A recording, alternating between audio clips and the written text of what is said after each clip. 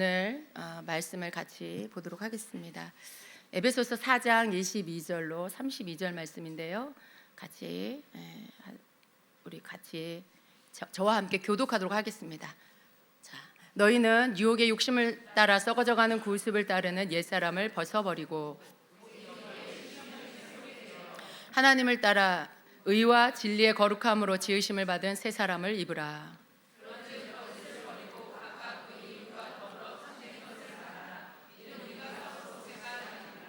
분을 내어도 죄를 짓지 말며 해가 지도록 분을 품지 말고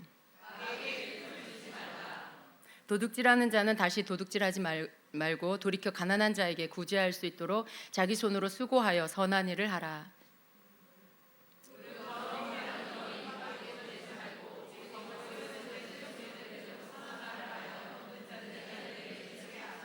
하나님의 성령을 근심하게 하지 말라. 그 안에서 너희가 구원의 날까지 인치심을 받았느니라.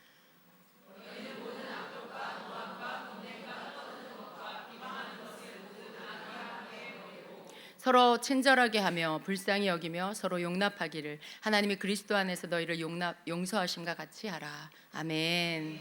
네, 아멘. 여기 오늘 말씀에 보면 오늘 말씀의 제목은 옛사람인가 새사람인가입니다. 오늘 말씀에 보니까 너희는 유혹의 욕심을 따라 썩어져가는 구습을 따르는 옛사람을 벗어버려라 이렇게 말씀해요. 그리고 그 다음 절에 보면 오직 너희의 심령이 새롭게 되어 하나님을 따라 의와 진리의 거룩함으로 지으심을 받은 새 사람을 또 입으라라고 말씀해요. 옛 사람을 벗어버리고 새 사람을 입으라고 말씀하죠. 여러분, 옛 사람과 새 사람에 대한 말씀이 성경에 몇 군데 나오는데요. 옛 사람, 나는 옛 사람인가 아니면 새 사람인가? 때로 여러분이 이 부분이 조금 헷갈릴 수 있어요. 여러분 옛 사람입니까? 새 사람입니까? 정말 맞습니까? 새 사람입니까? 네. 여러분 신분적으로 여러분 새 사람이에요. 네. 근데 여러분이 자신 있게 대답을 하지 못할 때가 언제냐면 바로 옛사람의 습관들이 여전히 여러분 삶에 나타날 때 내가 아직 옛사람인가 보다 이렇게 생각하게 되죠. 그렇지만 여러분 우리가 이제 말씀에서 보겠지만 그런 습관들이 있다 할지라도 우리의 신분은 예수님을 믿는 여러분의 신분은 바로 새 사람인 것입니다. 옛사람은 어떤 사람을 의미하는 것일까요? 옛사람은 말씀 그대로 옛사람이란 유혹의 욕심을 따라 썩어져가는 구습을 따르는 삶입니다. 유혹받는 삶이에요. 욕심을 따라가는 삶이에요. 옛날 그 습관들을 따르는 그런 썩어져가는 것들의 습관들을 따르는 삶이 옛사람의 그런 삶입니다. 옛사람은요 하나님의 생명에서 떠나서 허망한 것을 행해요. 허망한 것, 허망하다는 건 뭐예요? 기대할 만한 게 없는 거예요. 썩어 없어질 것들이라는 거죠. 총명이 어두워진 삶이고요. 하나님을 알지 못해서 그 무지함과 마음이 굳어진 채로 살아가는 삶입니다. 여러분, 죄 중에 가장 큰 죄가 뭘까요? 죄 중에 가장 큰 죄. 네. 여러분 잘 알 것 같았는데 잘 모르시는구나. 죄 중에 가장 큰 죄. 예수님 믿지 않는 죄, 하나님 모르는 죄. 하나님을 몰라요. 하나님을 모른다는 건 굉장히 정말 사람이 가장 어리석은 게 뭐냐면 하나님을 모르는 거죠. 창조주 하나님을 몰라요. 자연 만물 가운데 하나님이 이 자연 만물을 보고서도 창조주가 계신다라는 것을 알게 해 놓으셨는데 이 자연 계시를 통해서 알게 해 놓으셨는데도 여전히 하나님을 모르고 부인해요. 굉장히 어리석은 거죠. 무지한 것입니다. 근데 이 무지함 때문에 마음이 굳어진 채로 살아가는 삶, 이것이 옛사람의 삶인 것입니다. 또 옛사람의 삶은요 죄에 대해서 굉장히 감각이 둔해집니다.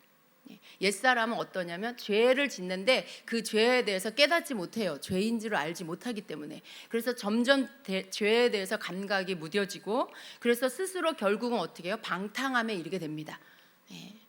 그냥 그 방탕함에 또 자기 자신을 내버려 두고 온갖 더러운 것을 더러운 줄도 모르고 그냥 살아요. 그리고 그 가운데서 오히려 욕심을 부리면서 사는 삶, 이게 옛사람의 삶입니다. 그렇다면 여러분 새 사람의 삶은 어떤 것을 말하는 걸까요? 새 사람은요 가장 먼저 심령이 새롭게 된 삶이에요. 여러분 심령이 새롭게 되는 날이 있었습니까? 예수님을 믿고 여러분 심령이 새로워졌습니까? 정말 새로운 삶이 시작된 것 같은 그런 느낌이 있었나요? 여러분 성령 받고 나면요 갑자기 모든 게 다시 새로워진 것 같은 그런 느낌을 받아요. 모든 게 다 아름답고 모든 사람이 다 예쁘고 사랑스럽고 그런 변화들이 실제로 느껴지게 됩니다. 심령이 새롭게 되는 삶, 또 하나님을 따라 의와 진리의 거룩함으로 지으심을 받은 것, 이게 새 사람입니다. 성경에서 말하는 옛사람의 대표는 누구일까요? 바로 아담입니다. 아담은 옛사람의 대표예요. 그리고 새 사람의 대표는 예수 그리스도이십니다. 여러분, 아담이 인류에게 남겨준 게 뭐예요? 하나님이 명하신 것을 거역하고 불순종해서 죄가 들어오게 했습니다. 그 죄로 인해서 실패된 삶이 됐고요.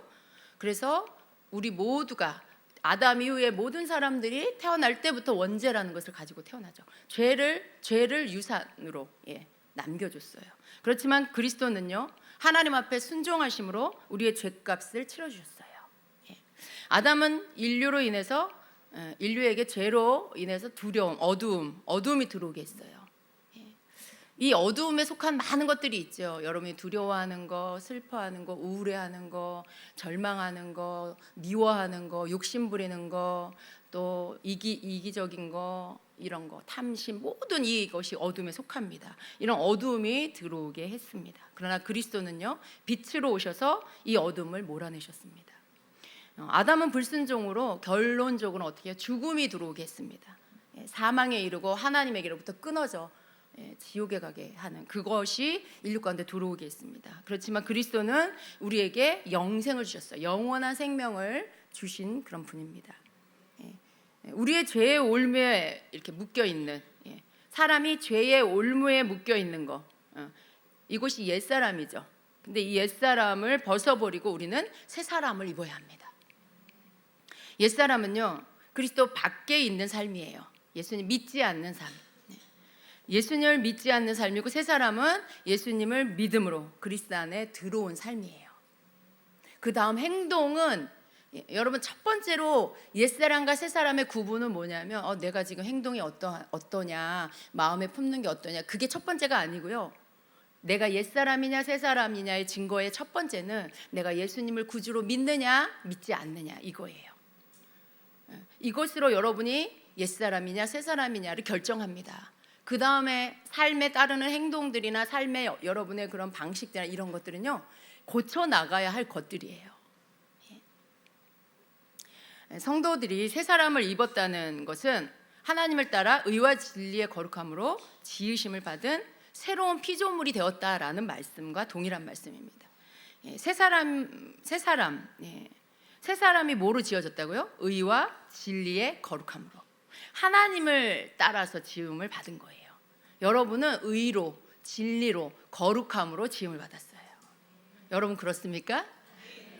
근데 이 의와 진리와 거룩함이란 이 재료가 뭘 말하는 거예요? 바로 우리 주님 예수 그리스도를 말씀하는 거예요. 그분은 하나님의 의이시고요, 진리이시고요, 거룩하십니다.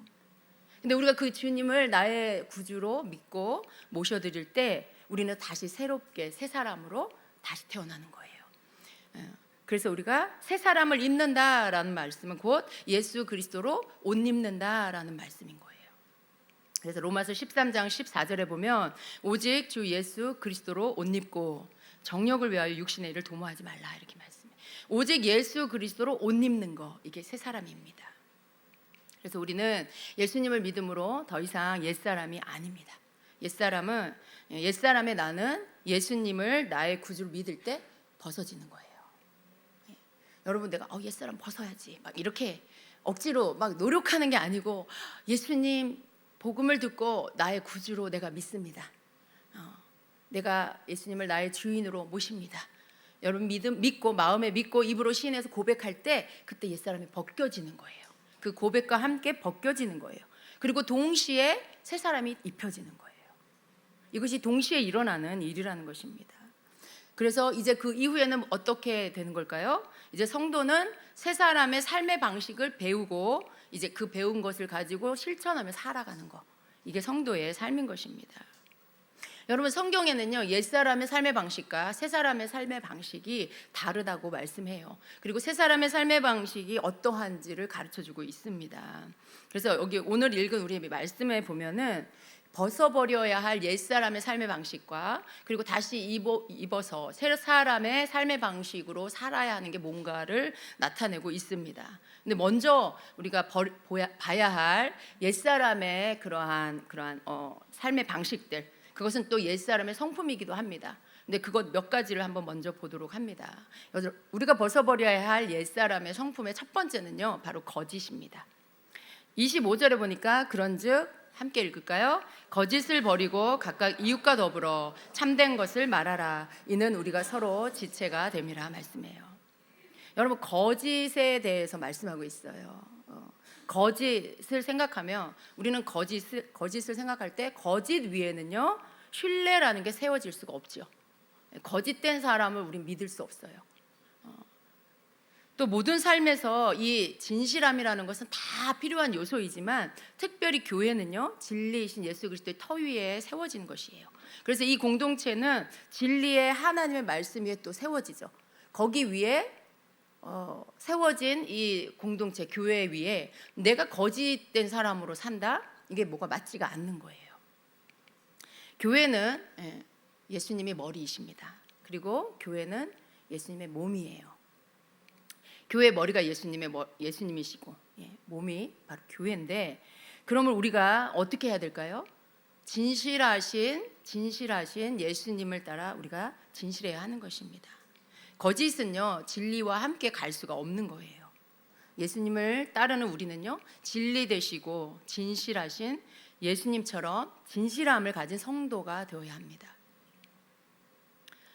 여러분 또 거짓의 특징은요 하나 되게 하지 못해요. 거짓은 연합을 이룰 수가 없습니다. 거짓은 의심을 불러요. 계속 의심이 들게 하고 거짓된 것으로 인하여 서로 갈등이 일어나게 하고요. 그리고 이 거짓은 결국 신뢰를 무너뜨리게 되고 관계를 분열되게 합니다. 예를 들어 여러분 셀 안에 누군가가 거짓된 사람이 이렇게 거짓을 버리지 못하고 그 습관적인 거짓으로 계속 이렇게 하는 사람이 있다라고 할 때 여러분 그 사람 믿을 수 있어요? 거짓은 이렇게 들통이 나잖아요. 말이 앞뒤가 안 맞거나 그럴 때 그 사람 신뢰할 수가 없죠.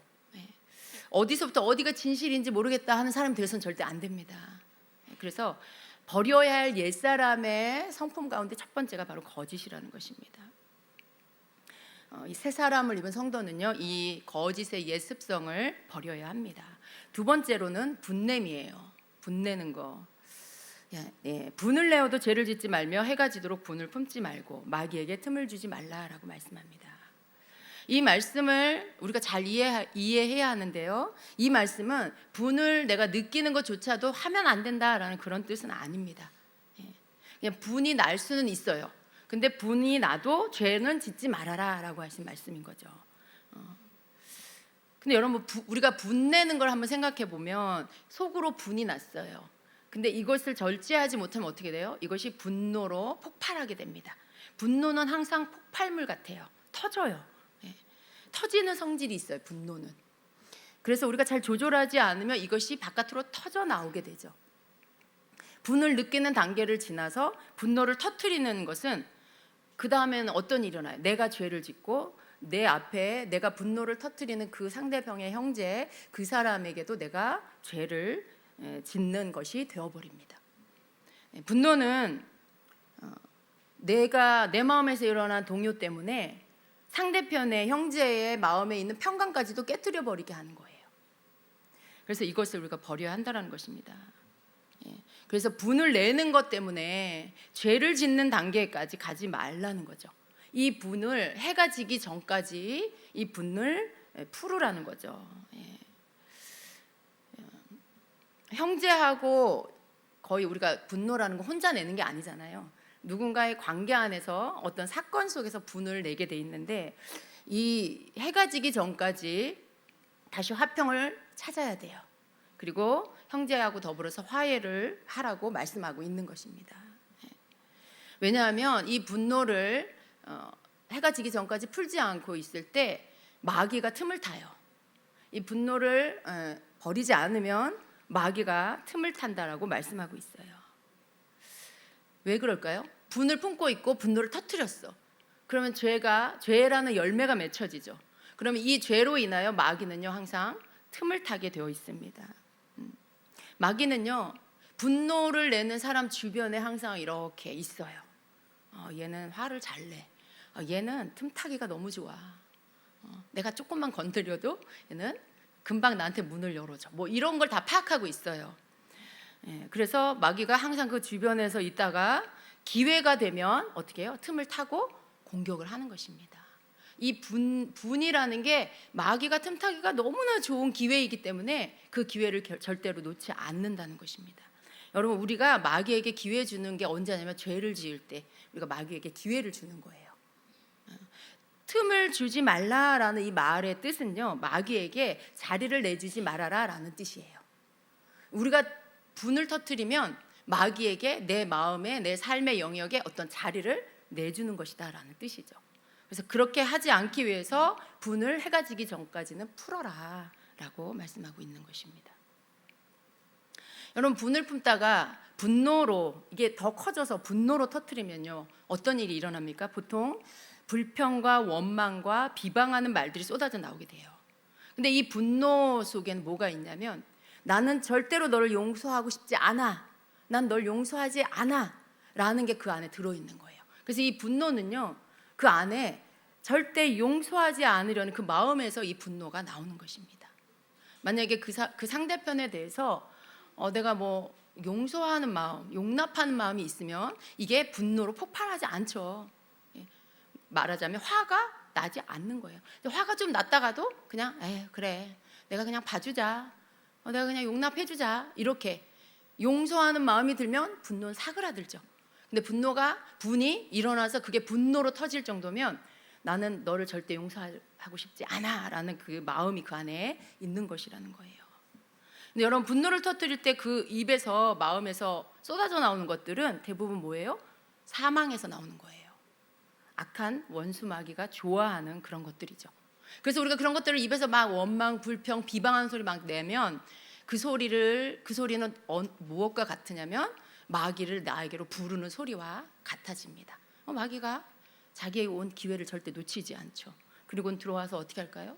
쑥대밭을 만들어요. 이제 그렇게 하고는 막 또 참소의 소리, 조롱의 소리, 또 원망하는 마음, 엉망진짜, 나도 막 괴롭고 다른 사람도 원망스럽고 막 그런 것 안에 빠져서 못 일어나게 하는 게 이게 바로 악한 영이 하는 것입니다. 자, 옛사람의 성품 가운데 분노를 버려야 합니다. 세 번째, 도둑질하지 말라라고 해요. 28절에 보니까 도둑질하는 자는 다시 도둑질하지 말고 돌이켜 가난한 자에게 구제할 수 있도록 자기 손으로 수고하여 선한 일을 하라 말씀해요. 옛사람의 성품 가운데 도둑질하는 거, 이 도둑질하지 말라는 10계명의 8번째 계명입니다. 도둑질하는 사람이 많았나 봐요. 이걸 계명에 10계명에 넣을 정도로. 그런데 여러분, 옛사람의 성품에 해당하는 이 도둑질하는 거, 이것은 결코 새 사람의 성품 안에 있어서는 안 된다는 것입니다. 이 도둑질하는 건 다른 사람의 돈이나 뭐 소유물을 훔치는 것에서부터 모든 종류의 부당한 어떤 착복을 행하는 것, 이것을 말합니다. 그래서 이 말씀은요, 그리스도 안에서 새 사람이 되기 전에는 이러한 도둑질하는 것을 아무렇지도 않게 생각하고 살았다 해도 이제는 이러한 것들을 끊고 열심히 손으로 수고해서 일을 해서 돈을 벌라는 거죠. 그래서 열심히 일하는 것이 바로 선한 일이다라고 말씀하고 있는 거예요. 그래서 이렇게 열심히 손으로 수고해서 돈을 벌어서 오히려 그것으로 자기가 먹고 살 뿐만 아니라 다른 사람에게까지 줄 수 있는 그런 삶을 살아라라고 말씀하고 있는 겁니다. 자, 네 번째로 벗어버려야 할 옛사람의 성품은요, 더러운 말입니다. 무릇 더러운 말은 너희 입 밖에도 내지 말고 오직 덕을 세우는 데 소용되는 대로 선한 말을 하여 듣는 자들에게 은혜를 끼치게 하라라고 말씀해요. 이 성경이 씌어지는 당시에는요, 대부분의 성도들이 이방 종교 생활을 오랫동안 했던 사람들, 그래서 거기에 물들어 있는 사람이 많았습니다. 근데 그들이 그러한 삶에서 이제 교회 생활로 바꿨을 때 그들의 옛 생활 습관들이 금방 끊어지지 않았습니다. 그들이 습관화되는 이 사람들과 주고받는 말, 부도덕한 말이나 더러운 말들이 여전히 남아 있었던 거죠. 근데 이러한 언어 습관이 버려져야 했습니다. 여러분 오늘날도 마찬가지죠. 교회 안에 성도이면서 여전히 세상적 언어 습관을 아직 버리지 못한 사람들이 있을 거예요. 근데 자기 자신은 잘 모를 수 있습니다. 왜냐하면 습관화된 언어이기 때문에. 근데 옆에 사람이 들을 때 그것이 분별이 될 수 있어요. 여러분 이것이 끊어져 버린 사람은요, 이것이 분별이 됩니다. 옆에 사람이 좀 가르쳐 줄 필요가 있을 것 같아요. 이런 더러운 말들, 이 더러운 말의 헬라 원어의 문자적인 의미는요, 모든 부패한 말이란 뜻이에요. 그래서 이것이 단순히 뭐 좋지 않은 그런 언어 그 정도가 아니고요, 악의가 있는 어떤 험담들, 외설, 그리고 독설적인 그런 언어들, 남에 대하여 악의적인 소문을 퍼뜨리는 것, 이런 모든 것들이 여기에 해당되는 것입니다. 그래서 더러운 말을 너희 입 밖에 내지도 말아라. 그 다음 뭘 해야 된다고요? 오직 덕을 세우는 데 소용되는 대로 선한 말을 해라. 그래서 사람들에게 은혜를 끼쳐라, 이렇게 말씀해요. 덕을 세우는 데 소용되는 선한 말, 더러운 말을 버리고 이렇게 덕을 세우는 말을 하라는 거죠. 듣는 자에게 은혜가 되는 말을 하라고 말씀하고 있습니다. 덕을 세우는 말이란 어떤 말이냐면 타인의 필요를 채워줄 수 있는 선한 언어를 말해요. 다른 사람에게 뭔가 내가 채워줄 수 있는 그런 언어입니다. 여러분 누군가가 내가 누군가를 세워주는 덕이 되는 말을 하려면 어떻게 해야 될까요? 누군가가 여러분하고 대화를 할 때, 혹은 팀 안에서도 대화를 할 때, 누군가 얘기를 하고 있는데 그 사람의 필요를, 내가 그 사람의 어떤 그 사람의 그 힘을 주고 세워주고 그 사람 뭔가 부족한 부분들을 내가 말로써 채워주려면 어떻게 해야 될까요? 그 사람 얘기하는 거 잘 경청해야 돼요. 막 열심히 자기 얘기했는데 저쪽에서 두 옆에 사람하고 막 그냥 떠들고 있어. 그러면 이 사람 얘기 못 들었죠. 어떻게 덕 있는 말로 이 사람 세워줄 수가 있겠어요? 어떻게 은혜 끼치는 말을 화답해 줄 수가 있겠어요? 우리가 서로 이렇게 들어주는 거, 이게 덕을 세우기 위한 첫 번째 필요한 조건이에요. 내가 누군가의 이야기를 잘 들어주면요, 그 사람의 이야기 속에 내가 해줄 말이 뭔지가 알아져요. 아, 내가 이런 이야기를 해줘야 되겠구나. 내가 이런 믿음의 말을, 이런 격려의 말을, 혹은 위로의 말을 해줘야 되겠구나. 그 말이 생각이 나죠. 근데 내가 잘 듣지 않으면요, 해줄 말이 뭔지를 모르잖아요. 뭐라고요? 뭐라 그랬어요? 다시 한번 얘기해 보세요. 여러분 그렇게 하면 이미 이 사람은요, 마음이 벌써 실망이 되는 거죠. 어렵게 자기 얘기를 꺼냈는데 잘 듣지 않고 막 산만하다가 다시 얘기해 달라고 하면 이 사람은 이미 마음이 좀 힘들어질 수 있어요. 여러분 우리 공동체 안에, 교회 안에서는 특별히 뭐 개인적으로든지 셀에서든지 팀에서든지 우리는 서로 함께 모임을 할 때 이렇게 덕을 주어서 세워주는 이런 시간들이 굉장히 많이 필요합니다. 특별히 우리 셀장님이라든가 이런 우리 팀장님들은 또 이런 일에, 우리 직분자들, 우리 장로님들, 이런 게 더 필요해요.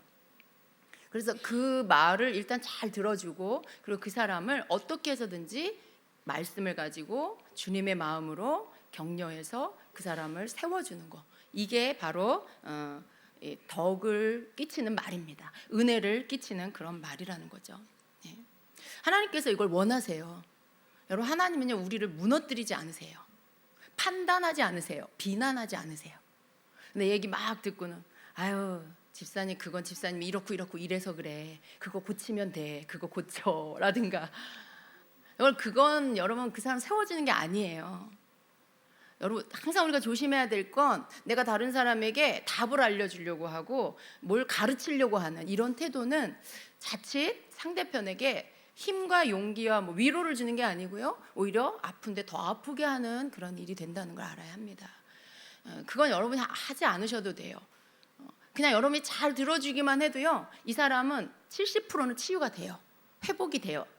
그러니까 여러분이 정말 이 사람을 세우기 위해서 필요한 말이 뭘까, 이 사람에게 필요한 주님의 마음은 뭘까라고 생각할 때 그게 여러분에게 와요. 왜냐하면 항상 주님의 뜻을 따르려고 하면 주님의 마음이 오고 주님의 뜻이 알아진다라고 했어요. 정말 그렇습니다. 그래서 그러한 부분들에 우리가 입에 더러운 말은 여러분 누구나 알 수 있는 그런 욕이라든가 단지 그것만이 아니라는 거예요. 상대편을 아프게 하는 말, 상대편이 상처받는 말, 그런 말들이 다 여기에 해당될 수 있어요. 물론 너무 쉽게 상처받으면 안 돼요. 무슨 말만 하면 상처받는 이런 사람은 그 사람이 조금 좀 건강해져야 돼, 마음이. 그러니까 서로가 이것이 필요한데, 그러나 우리가 서로 말로써 또 약한 사람은 이렇게 또 격려해서 세워주고 또 함께 성장해 갈 수 있는 그런 공동체가 되어야 합니다. 그래서 하나님께서 이 사람에게 무슨 말씀이 하고 싶으실까라고 기도하면서 경청해 줄 때 그 사람에게 꼭 필요한, 그 사람의 영혼을 세워주는 그런 말들을 해줄 수가 있게 되는 것입니다. 이렇게 거짓된 거, 그리고 분내는 거, 그리고 더러운 말은 성도의 삶에서 벗어버려야 할 옛사람의 삶의 방식입니다. 여러분, 근데 말씀에서 뭐라고 하냐면, 이러한 잘못된 성품들은 새 사람으로 입혀지기 위해서 내 안에 들어오신 성령님을 근심하게 한다라고 말씀해요.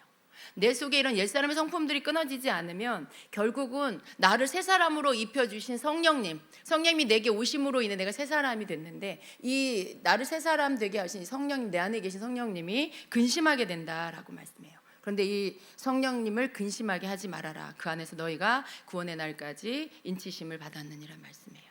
여러분, 성령님은요, 우리 삶을 이끌어 주시는 분이에요.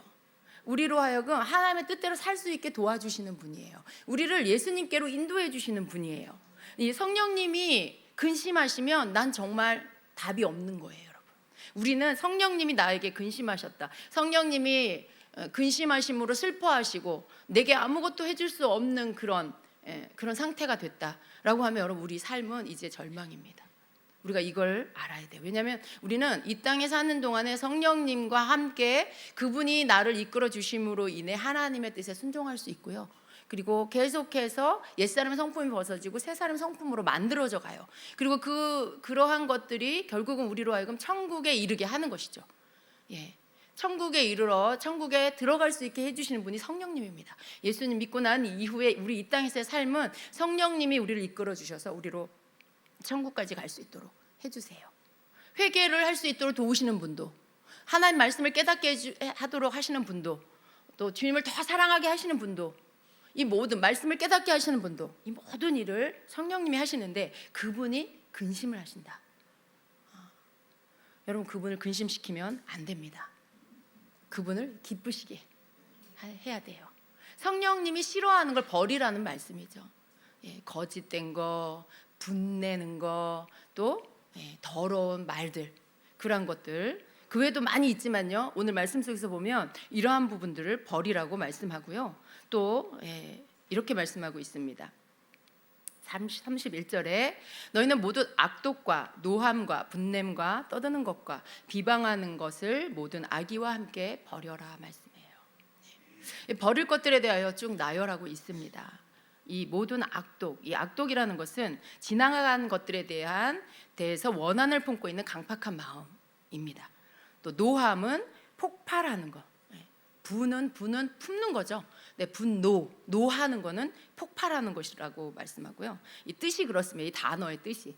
또 분냄은 노함보다는 안정된 감정에서 일으키는 격렬한 적대감이다라는 말이 참 고상해요. 또 떠드는 것은 절제가 되지 않아서 화가 나서 고함을 치는 거, 이것을 말합니다. 우리가 생각할 때 떠드는 거 그러면 수다 떨고 이런 것 같은데, 그 단어의 의미는 이렇게 막 화가 나서 고함 치는 거, 이것을 말합니다. 또 비방하는 것은 그렇게 화가 나고 막 떠드는 상태에, 그 상태에서 다른 사람을 모욕하고 비방하는 것을 말합니다. 근데 성도는 이러한 옛사람의 성품을 버리라고 말씀하고 있어요. 새 사람의 성품을 입어야 한다라고 해요. 그 여러분, 새 사람의 성품은 뭘까요? 오늘 말씀에서 보니까 세 가지를 말씀하고 있는데, 이 세 가지 새 사람의 성품은 바로 친절과 그다음 긍휼과 용서입니다. 같이 한번 읽어볼까요? 서로 친절하게 하며 불쌍히 여기며 서로 용서하기를 하나님이 그리스도 안에서 너희를 용서하심과 같이 하라 말씀해요. 이 친절한 거, 다른 옛날 성경에는 자비라고, 인자라고 돼 있어요. 인자하게 하며 이렇게 나오는데, 이러한 성품은 바로 하나님의 성품이고 예수님의 성품입니다. 교회 안에 이런 거는 전도사님들, 목사님들, 사역자들이 이렇게 해야 돼라고 생각하는 분들이 있어요. 근데 아닙니다. 여기 말씀을 보니까 서로 친절하게 하며 불쌍히 여기며 서로 용서하라고 말씀해요. 그러니까 우리 모두가 서로 서로에게 그렇게 해야 하는 거죠. 성도가 성도에게 서로 서로, 예, 서로 서로가 모두 그렇게. 여기에 교회 안에서 해당되지 않는 사람은 아무도 없는 것입니다. 그래서 서로가 서로에게 이렇게 친절하게 해야 합니다. 서로 긍휼히 여겨야 돼요. 누가 나 좀 긍휼히 여겨주지 않나. 항상 뭔가를 이렇게 받으려고 하는 그런 마음을 가진 분들이 있어요. 목사님들이, 전도사님들이, 셀장이 나를 긍휼히 여겨줘야 돼. 저 사람은 나보다 뭐 부자니까 나를 긍휼히 여겨줘야 돼. 나보다 건강하니까 나를 긍휼히 여겨줘야 돼. 아니요. 서로 긍휼히 여겨줘야 돼요. 여러분, 서로 긍휼히, 서로 긍휼히 여기고 서로 친절. 왜 이렇게 우리 셀장은 친절하지가 않아. 우리 목사님은 왜 이렇게 친절하지가 않아. 하도 그런, 예. 그런데 여러분, 친절하게 하라는 게 서로예요. 여러분도 저에게 좀 친절하게 해주시고 저도 여러분에게 친절하게 해야 하는 거예요. 목사도 상처를 받아요. 목사도 마음이 여리답니다, 여러분. 사역자들도요, 마음이 아플 때가 있어요. 그러니까 여러분이 다 사역자들은 다 완전해 이렇게 생각하시면 안 되고요.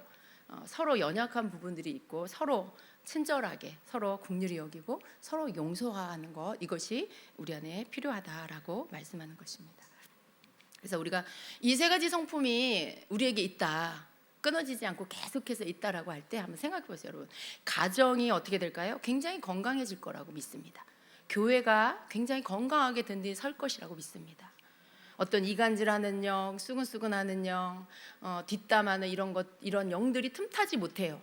서로 친절하게, 서로 긍휼히 여기고 서로 용서하는데 어떻게 그런 영이 틈을 탈 수가 있겠어요? 이 세 가지만 우리 안에 충분히 있어도 가정과 교회는 건강하게 든든하게 서게 될 것입니다.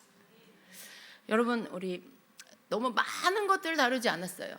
오늘 말씀 속에서, 이 말씀 속에서 말씀하는 것만 버릴 거 버리고 다시 내 안에 입을 거 입고 그리고 만들어 간다라면 우리는 건강한 신앙생활을 할 수 있을 것입니다. 기본적으로 내가 버려야 할 것들을 우선 버리고, 그리고 이것도 해야 되고 저것도 해야 되고 뭐 이렇게 살아야 되고 저렇게 살아야 되고 나는 그렇게 살기 너무 힘들 것 같아. 교회 다니면 너무 지키라고 하는 게 많아. 이러면 너무 벅차요. 힘들어요. 근데 여러분, 친절하라는데 친절한 게 뭐 돈 들지 않잖아요.